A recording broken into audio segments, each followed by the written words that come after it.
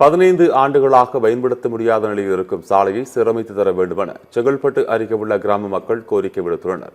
இதுகுறித்த செய்தி தொகுப்பை தற்போது பார்க்கலாம்.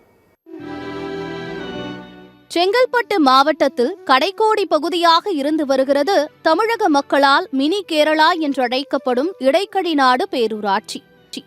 இந்த பேரூராட்சி தமிழ்நாட்டிலேயே அதிக பரப்பளவு மற்றும் அதிக வார்டுகள் கொண்ட பேரூராட்சியாக செயல்பட்டு வருகிறது.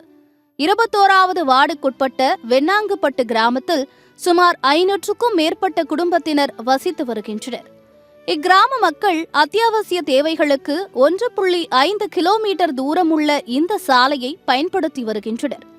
தார் சாலையாக இருந்த இந்த சாலை நாளடைவில் மண் சாலையாக மாறியுள்ளதாக வேதனை தெரிவிக்கின்றனர்.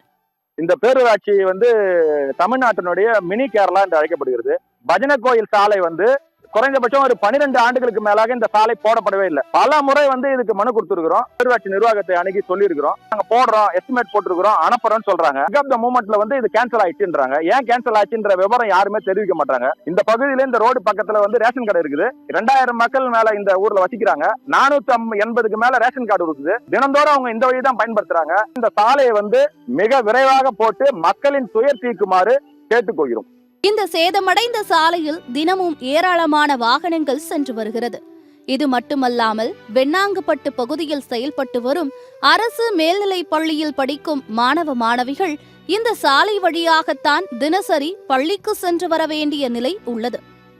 இந்த ரோடு 14 வருஷமா போடாம பள்ளமும் படுகொழியும் ரேஷன் கடைக்கு வர ஜனங்கள் கையை காலை முடிச்சுக்கணும். அங்கங்க விழுந்து தண்ணியும் கொசு கடியும் மக்கள் தாங்க முடியல. இது ஸ்கூல் போற வழி, பள்ளிக்கூடம் போற வழி, பசங்களாம் பள்ளிக்கூடம் போக முடியல. யாருமே நடப்பாதை நடக்க முடியல, சைக்கிளும் போக முடியல. அந்த வாரியை அரசாங்கத்தில் இருக்கிறவங்க யாரும் கவனிக்கல.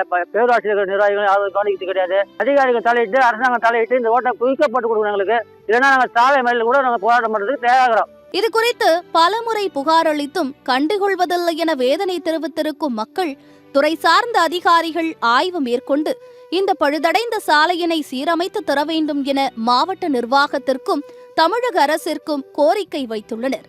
சத்தியம் செய்திகளுக்காக செங்கல்பட்டு செய்தியாளர் அருண்குமாருடன் சத்தியம் தொலைக்காட்சியின் செய்திக்குழு.